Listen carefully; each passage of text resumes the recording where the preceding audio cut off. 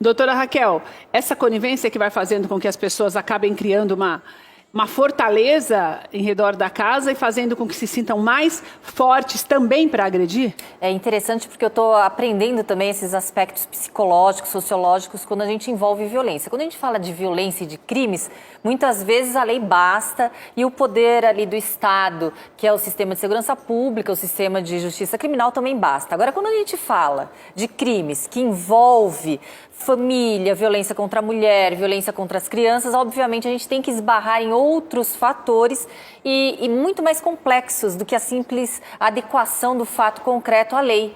Então, realmente, quando a criança está ali, a criança é vulnerável. Quando a gente fala que a mulher vítima de violência ela está vulnerável por alguns fatores, principalmente os psicológicos, que tem uma dependência psicológica por aquele agressor, aquele amor doentio.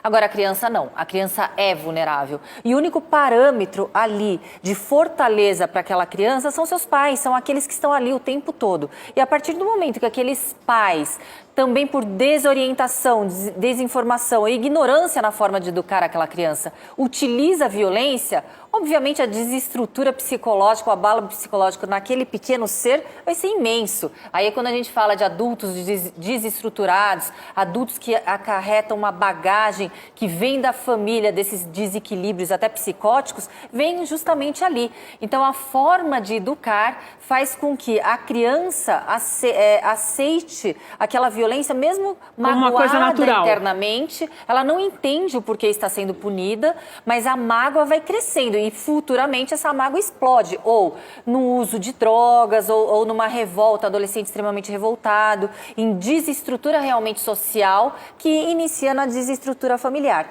Agora, doutora, você acredita também que acaba havendo uma conivência da lei? Existem assim, não é uma conivência, mas uma falta de medidas efetivas que possam inibir a ação dessas pessoas? A gente tem visto, nós já falamos sobre isso, inclusive no que diz respeito à mulher, que existe essa facilidade para as pessoas, para os homens agressores. Na criança acaba sendo pior, porque tem aquela coisa, é meu filho, eu faço o que eu quiser, eu educo da maneira que eu achar melhor. Daí faltam algumas leis efetivas mesmo para coibir? Assim como todos os aspectos, quando a gente fala em crimes e em consequências, o que falta é a aplicação real das políticas públicas. Leis nós temos, autoridades nós temos, estrutura de poderes, tanto a Polícia Judiciária, Ministério Público, Defensoria, Poder Judiciário, Serviço Social nós temos. Mas o que falta, o que significa? Faltam políticas públicas. Falta com que aquele governo efetive. Como que ele vai efetivar? Contratando policiais suficientes, delegados suficientes, estruturando... Para colocar a lei, para tirar a lei do papel, vamos dizer assim. Exatamente. Para você poder fazer algo, você tem que realmente dar possibilidade por aqueles órgãos responsáveis poderem trabalhar, exercer as suas atribuições. Então, por que políticas públicas? Porque tem que necessariamente ter uma educação social, familiar. E aí, a igreja, eu acho extremamente importante os valores que nós aprendemos. E independentemente de religião, a gente tem valores familiares muito sólidos que a gente aprende num convívio em sociedade. E aí, o grande problema, agora a gente está isolado socialmente. A gente não tem aquela reprovação social quando, de repente... Quando todo mundo está vendo, né? Você chama a atenção de um filho de uma forma mais ríspida ou até meio que uma forma agressiva, terão olhares desaprovadores. Muitas pessoas têm inibição de corrigir os pais, isso é fato. Mas as pessoas não vão ali olhar de uma forma conivente, como você está falando. As pessoas vão desaprovar, nem que seja pelo olhar. Agora, quando esse cenário está isolado entre quatro paredes, como fica vulnerável a criança? Se a criança diz que ou não diz nada... A justiça fica impossibilitada de fazer alguma coisa, doutora? É engraçado que o que chega até a delegacia, eu vou falar, obviamente, de uma experiência geral. Empírica. Não, eu estou falando numa experiência empírica, eu atuando como delegado de polícia nos plantões policiais aqui da delegacia da capital. E nessa comparação realmente isolada, a gente pode falar com que a maior parte das delegacias assim também recebem. O que chega até as delegacias são as violências sexuais contra as crianças. Quer dizer que bater, não? Geralmente, essas agressões físicas, elas são meio que encaradas como uma forma de educação mais punitiva.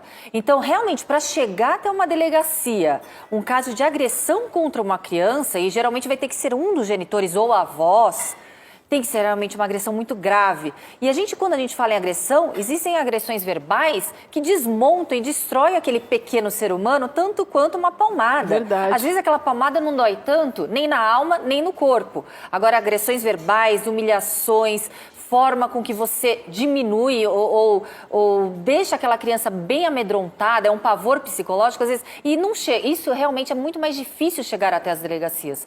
As agressões que chegam, infelizmente, são as agressões mais graves e principalmente as agressões sexuais.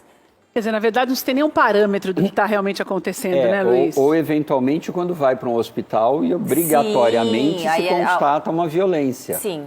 Bem lembrado, realmente. Um machucado daí. Mas não, assim... um braço quebrado. Tem que ser ou machucado e ainda assim, às vezes eles inventam umas histórias, nós já falamos várias vezes aqui. O copo de liquidificador que Caiu, voou, né? Cada coisa assim... Agora, quem assiste, doutora, a pessoa que... Eu sempre falo isso, essa questão do vizinho que acaba sendo conivente pelo silêncio. Né? A gente pode fazer isso também no que diz respeito a uma criança. Se você não efetivamente vê essa criança machucada, os berros de dentro de uma casa que você ouve, você pode denunciar? É super complicado. Pois é, porque isso que eu fico pensando, porque quando é adulto, Exato. Daí você pode chamar a mulher, lá você vê a mulher toda machucada, porque é uma coisa, normalmente, quando é adulto, é mais evidente, né, quando bate. Sim, do que uma criança. Criança, você vai batendo no corpo, tá tudo escondidinho, como aquela menina que nós fizemos uma vez, que morreu, que a mãe dela e o padrasto mataram aqui, acho que foi no interior de São Paulo, né, faz pouco tempo. Descobriram porque a menina foi para o hospital, porque daqui para baixo a menina estava toda machucada quebrada. E o rosto não. Então, daí é diferente de um adulto que a mulher, normalmente, o rosto fica machucado e tal. A gente pode fazer isso, então, se ouvir? O que é interessante é porque não existem regras. A gente tem que ter um bom senso. Numa convivência em sociedade, seja em um conjunto de casas, um conjunto condominial, né? Um condomínio, um prédio, um condomínio...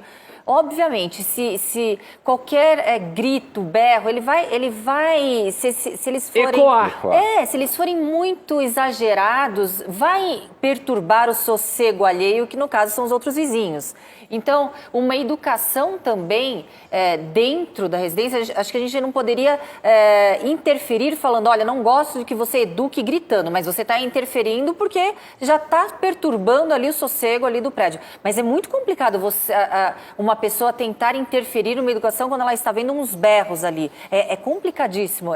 Na teoria, a gente pode falar, sim, deve interferir, mas como você vai interferir Chamar numa a polícia educação? É uma forma de interferência. Mas o que a polícia não teria nenhuma autoridade para falar para os genitores ali, olha, você não pode falar alto com seu filho. Então, para denunciar, tem que ver alguém apanhando, pelo menos. É bem complicado. É uma situação muito delicada e complicada. Se, de repente, estiver batendo, espancando, obviamente, aí você vai chegar lá e interferir. Os pais não vão gostar, porque eu vejo, inclusive, vídeos que a gente vê em Facebook, Instagram, quando as pessoas interferem ali na educação, entre aspas, educação, ou seja, naquela punição, os pais, eles ficam super desconfortáveis. Mas aí sim, você está vendo uma criança, um menor, apanhando de uma forma, uma agressão física, você interfere. Agora, a forma mais alta, o berro, aí realmente é delicado, né?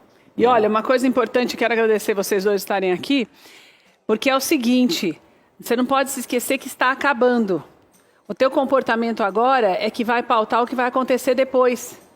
Isso é o mais importante. Isso em todas as áreas. O teu desespero com você mesmo, o desespero, muitas pessoas entrando em crises de pânico, tudo isso vai ser respingado no teu futuro.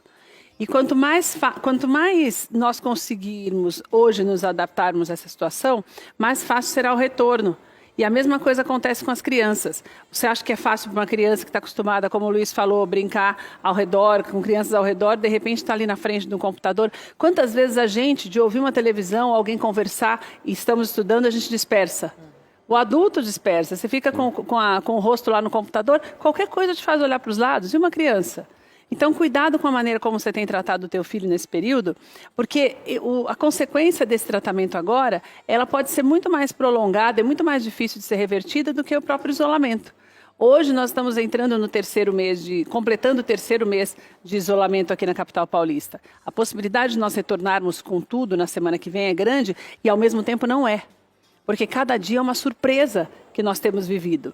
Então, mesmo que seja, já existe uma expectativa de que, sendo muito otimistas, as crianças não voltem para a escola antes do mês de setembro. Algumas escolas particulares já falam no serviço, na aula online, até o final do ano. Algumas faculdades também já decretaram isso, mas o adulto, as pessoas que frequentam a faculdade têm uma outra dificuldade, mas não é essa dificuldade de convivência porque se defende melhor. Então, cuidado com o teu comportamento para que você não crie uma criança que depois vai ficar muito mais frustrada e com muito mais problemas do que aquele simplesmente pela falta de convivência com os outros. Pensa nisso para fazer o teu dia mais leve e o dia das crianças que estão ao seu redor também, tá?